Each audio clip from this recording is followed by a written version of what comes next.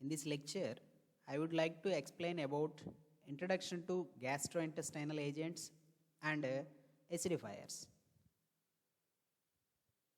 So coming to the contents of this topic, introduction to gastrointestinal agents and a note on acidifiers including the monographs of ammonium chloride and dilute HCl. So ammonium chloride and dilute HCl acts as acidifiers.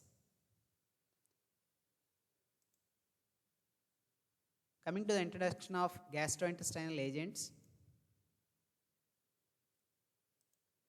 Gastrointestinal agents are nothing but substances which are taken into gastrointestinal tract for the treatment of various gastrointestinal tract disorders. Those are called as gastrointestinal agents. And various symptoms of gastrointestinal disorders includes pain, stomach pain, anorexia, loss of appetite, vomiting, indigestion, flatulence, nothing but expelling of gas through the anus, constipation, diarrhea, and ulcers. And these symptoms occurs due to the certain improper food habits and also due to the increased gastric acid secretion in the stomach. So the increased gastric acid secretion in the stomach that leads to hyperacidity. So not only increasing, even the gastric acid secretion that is decreased in the stomach that leads to produce hypochloridria or echloridria. That is also one of the problem. And another symptom, it occurs due to the inflammation of the gastrointestinal tract and food containing toxic materials or food contaminated with microorganisms. So all these things that leads to the gastrointestinal tract disorders. And gastrointestinal tract extends from esophagus to the anus, and the main parts of gastrointestinal tract includes stomach, small intestine, large intestine, and rectum with the exit of anus. So various terms that are related to the gastrointestinal tract disorders. Echloridria or hypochloridria is nothing but inadequate secretion of gastric acid in the stomach. And coming to the hyperacidity or hyperchloridria is nothing but excess secretion of gastric acid in the stomach. That is called hyperacidity. Diarrhea is nothing but fecal matter that is discharged from the bowel, frequently in the form of loose and watery stool. That is nothing but called as diarrhea. Coming to the constipation, that is nothing but unable to excrete the fecal matter due to the insufficient peristaltic movements. That is called as constipation. And coming to vomiting, it is nothing but emesis. It occurs due to the stimulation of chemoreceptor trigger zone. That is nothing but vomiting. And inorganic compounds which are used for the treatment of various gastrointestinal tract disorders are called as gastrointestinal agents. It includes acidifiers, antacids, protectives and adsorbents, saline cathartics or laxatives. All these are comes under the gastrointestinal agents for the treatment of various gastrointestinal tract disorders. So let us discuss about the acidifiers. So acidifiers are nothing but agents or substances which are used in the treatment of echloridria or hypochloridria. Echloridria or hypochloridria is nothing but it is the condition in which inadequate secretion of gastric acid in the stomach. That is nothing but called as echloridria. So to rectify that gastrointestinal tract disorder, we are going to use the acidifiers. So with the use of acidifiers, we can produce the gastric acid or increase the gastric acid in the stomach. The symptoms of echloridria, it includes mild diarrhea and gastric pain that is observed as the symptoms in case of echloridria. And in such condition, the acidifiers which are used, and these acidifiers are classified into gastric acidifiers, urinary acidifiers, systemic acidifiers. Coming to the gastric acidifiers are used to restore temporarily the acidity of the stomach in the patients who are suffering from ecloradria. Example of gastric acidifier, dilute HCl. And coming to the urinary acidifiers, the urinary acidifiers are used to render acidic nature to enable the treatment of some types of urinary tract disorders. Example of urinary acidifier, sodium acid phosphate. Coming to the systemic acidifiers are used to neutralize the alkaline body fluids, especially blood in the patients who are suffering from systemic alkalosis. So in such condition, to neutralize the alkaline body fluids, the systemic acidifiers which are used, example of systemic acidifier, that is ammonium chloride. Let us discuss about the monograph of ammonium chloride which is used as the acidifier. The formula of ammonium chloride, that is NH4Cl. Molecular weight of ammonium chloride 53.5 grams per mole. And ammonium chloride consisting of 99.5% to 100.5% weight by weight of ammonium chloride in its substance. That means it consisting of not less than 99.5% and not more than 100.5% weight by weight of ammonium chloride in its substance. And coming to the properties of ammonium chloride, it is a white coarse crystalline powder, odorless, and it has cooling saline taste. It is slightly hygroscopic in nature, that means having ability to absorb the moisture from the air. And coming to the solubility of ammonium chloride, it is soluble in 2.6 parts of water and also soluble in 1.4 parts of boiling water, and it is also soluble in 100 parts of alcohol, and it is freely soluble in glycerin. Coming to the preparation methods of ammonium chloride, commercially ammonium chloride it is prepared by neutralizing the ammonia with HCl. So ammonia it is the base and HCl is nothing but acid. So ammonia which is treated with HCl, that leads to produce ammonium chloride. This is one of the commercial method of preparation of ammonium chloride. And not only by that method, even the ammonium chloride that can be prepared by heating the solutions of ammonium sulfate with sodium chloride. So reaction of ammonium sulfate solution with sodium chloride, that leads to produce ammonia, HCl and sodium sulfate. So whatever the contents that are produced in this reaction, in which the ammonia and HCl are further reacted together, that leads to produce ammonium chloride. These are the preparation methods of ammonium chloride. Coming to the identification tests for the ammonium chloride consisting of ammonium cation and chloride anions. Coming to the identification test for the ammonium ions, sample consisting of ammonium ions which on treatment with sodium hydroxide solution, that leads to produce strong irritating odor that can be easily recognized, that is nothing but formation of ammonia. So the formation of that ammonia, that indicates that presence of ammonium ions in the sample. And another identification test for the ammonium ions, that is sample consisting of ammonium ions which on treatment with sodium cobalt nitrite solution. When it on treatment with sodium cobalt nitrite solution, it produces a white precipitate of ammonium cobalt nitrite. The sodium cobalt nitrite consisting of sodium ions which are replaced with ammonium ions.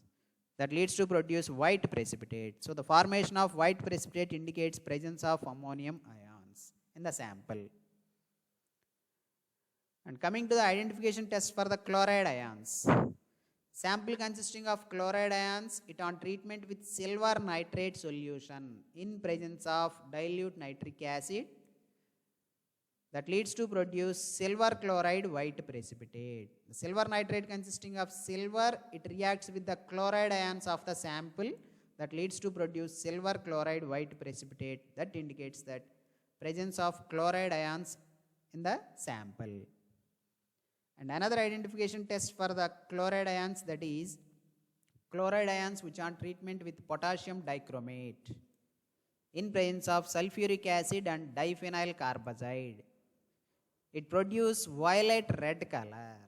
The formation of violet red color indicates the presence of chloride ions in the sample. These are the identification tests for the chloride ions. Coming to the test for purity of ammonium chloride, appearance of the solution, that is 10% aqueous solution is clear solution. And coming to the acidity of the ammonium chloride, it is determined, ammonium chloride which is acidic in nature, it is determined by titrating an aqueous solution of the sample with 0.1 normal sodium hydroxide solution using indicator phenolphthalein. It states that the sample is acidic in nature. And coming to the acceptance limits of chloride ions, that is 100 ppm, not more than 100 ppm. The acceptable limits of sulfate ions, that is not more than 150 ppm. Acceptable limits of iron in that sample, that is not more than 20 ppm. Acceptable limits of heavy metals, that is not more than 10 ppm. Acceptable limits of arsenic, that is not more than 4 ppm in the sample. And loss on drying value, that is not more than 1%. Loss on drying value, that is not more than 1% when 1 gram of the sample, that is dried in oven at 105 degrees centigrade. And coming to the assay method of ammonium chloride. So ammonium chloride, it is assayed by acid-base titration method. Sample 0.1 gram, that is dissolved in 20 ml of distilled water, and then add 5 ml of formaldehyde solution which is previously neutralized to dilute phenolphthalein. Further add 20 ml of distilled water, and after 2 minutes titrate the contents slowly with 0.1 molar sodium hydroxide solution using indicator phenolphthalein until pale pink color produced as end point. So this is the assay procedure for the ammonium chloride. And coming to the uses of ammonium chloride, it acts as systemic acidifier, and it also acts as expectorant to relieve cough, and it is also used as diuretic, which has ability to increase the rate of urine formation, that is nothing but diuretic property, and it is also used to maintain acid-base balance of body fluids. These are the uses of ammonium chloride. This is about the complete monograph that is related to the ammonium chloride. Let us discuss the another acidifier compound, that is dilute HCl monograph. The molecular weight of HCl, that is 36.47 gram per mole, and it consisting of 9.5% to 10.5% weight by weight of hydrochloric acid in its solution, that is in the dilute HCl solution consisting of 9.5 to 10.5% weight by weight of HCl. And coming to the properties of dilute HCl, it is the colorless liquid. And dilute HCl, when it reacts with sodium metal, that leads to produce effervescence. That leads to produce effervescence due to releasing of hydrogen gas, and it is acidic in nature. Coming to the preparation method of dilute HCl, it is prepared by mixing of 225 ml of concentrated HCl with 775 ml of water. It gives 1000 ml of dilute HCl solution. And the procedure for the preparation of 10% HCl solution, that is, for the preparation of 10% HCl solution, water and HCl, it is taken in the ratio of 10:1 ratio. 10 parts of water and 1 part of concentrated HCl. So, for the preparation of 10% HCl or for the preparation of 10% HCl solution, we have to use 100 ml of water and it requires 10 ml of concentrated HCl to achieve the 10% HCl concentration. This is the preparation of 10% HCl solution. And coming to the identification test for the dilute HCl, it consisting of chloride ions. So test for chloride ions. So sample consisting of chloride ions, it on treatment with silver nitrate solution in presence of dilute HNO3, it produce silver chloride white precipitate. The silver nitrate consisting of silver, it reacts with chloride ions which are present in the sample, that leads to produce silver chloride white precipitate, that indicates that presence of chloride ions in the sample.